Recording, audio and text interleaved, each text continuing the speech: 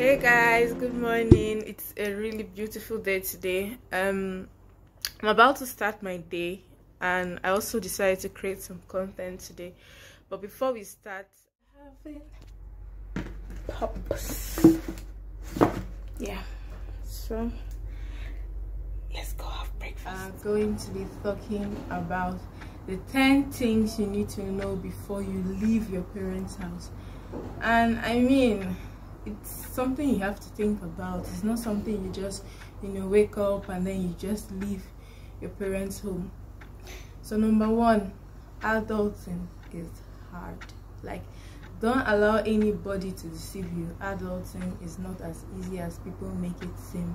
Like, they make it seem like you're just done with school, then you get a job, and then life just starts for you. And in a country like Nigeria here, where the unemployment rate is hitting the roof, adulting is hard. So you want to make sure you're sure that this decision you're making is actually one you've thought of. And then number two, once you move out, you're actually on your own. Like I don't even know how to put this in a better form. Your landlord is not going to be checking up on you to see if you've eaten or if you're fine or if you're sick.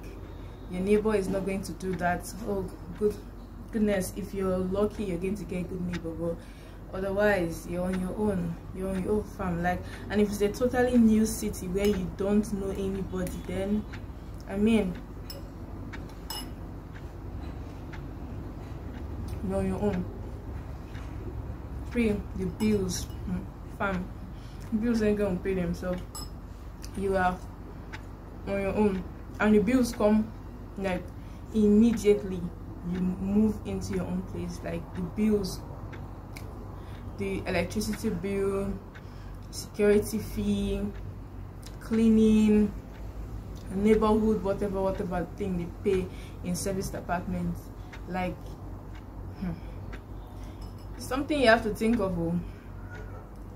Then you have to be actively, I use the word actively, taking care of your mental health, because depression is real, anxiety is real.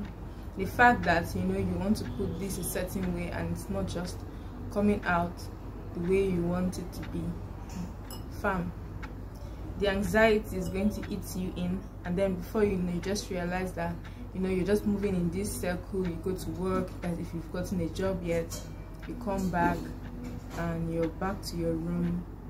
If you don't have a roommate, you're on your own, you're just there like that.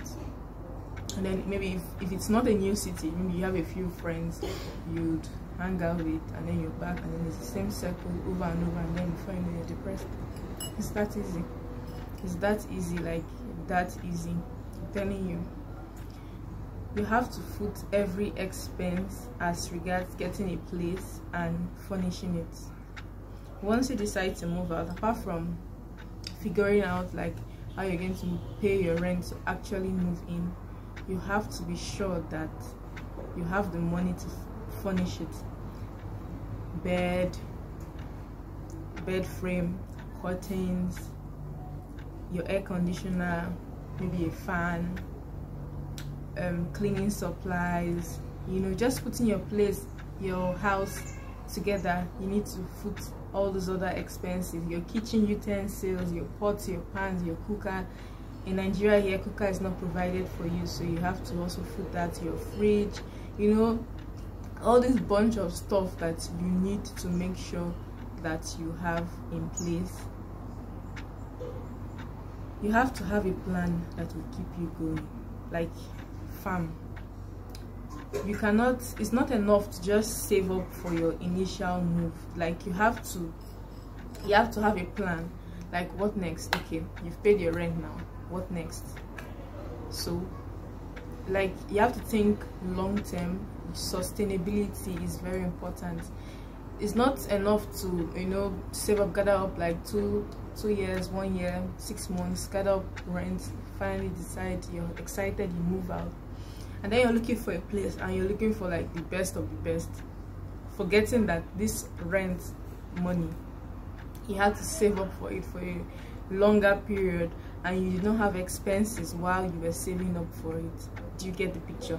So if you're going to get a place, you need to get a place considering the fact that you have just 1 year alongside other expenses to be able to gather up the rent to pay for the next year. Now you get it right, because you're going to furnish within the first year. You're also going to be paying other little expenses, other bills, electricity, neighborhood, cleaning, security, and stuff like that. So if you're going to get a place, you have to put all of this into consideration.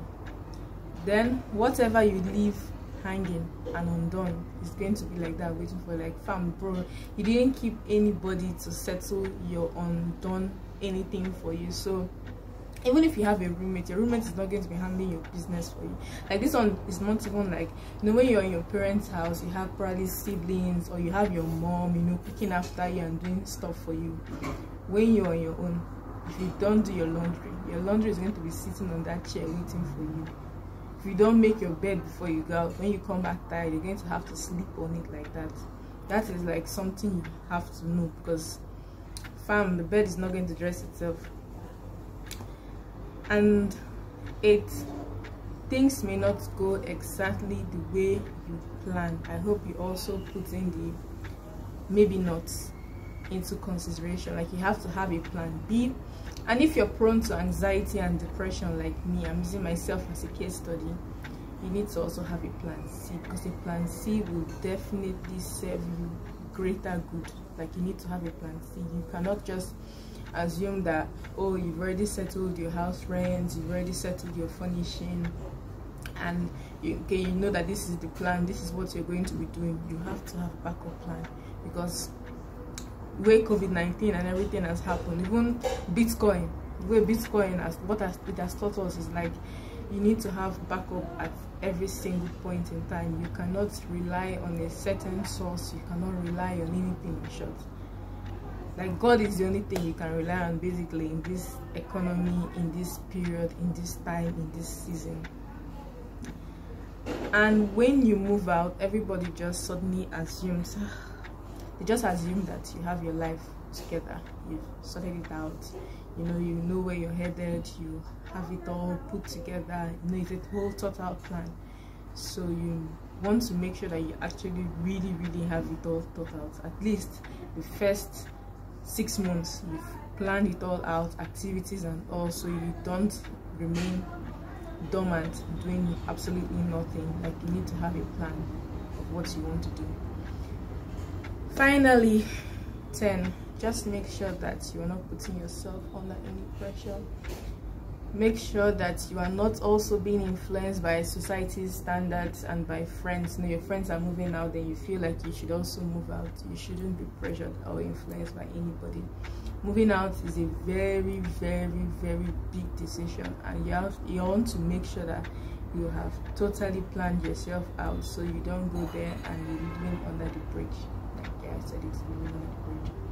Make sure that you have, thought about it. Just use this night to think about it again, maybe. All right, yes, love you so much. Thank you for joining me on today's episode.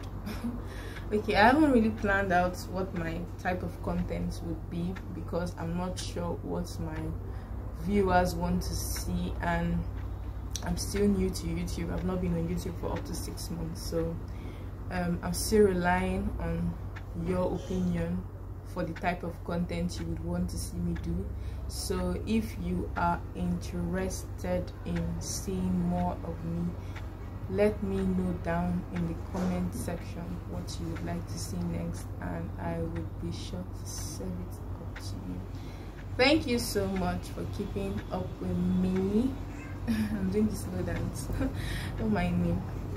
Thank you so much for keeping up with me. Thank you for subscribing. I'm hoping you will do that. Thank you so much, and I love you, and see you next time on my channel. This one is a fast dance.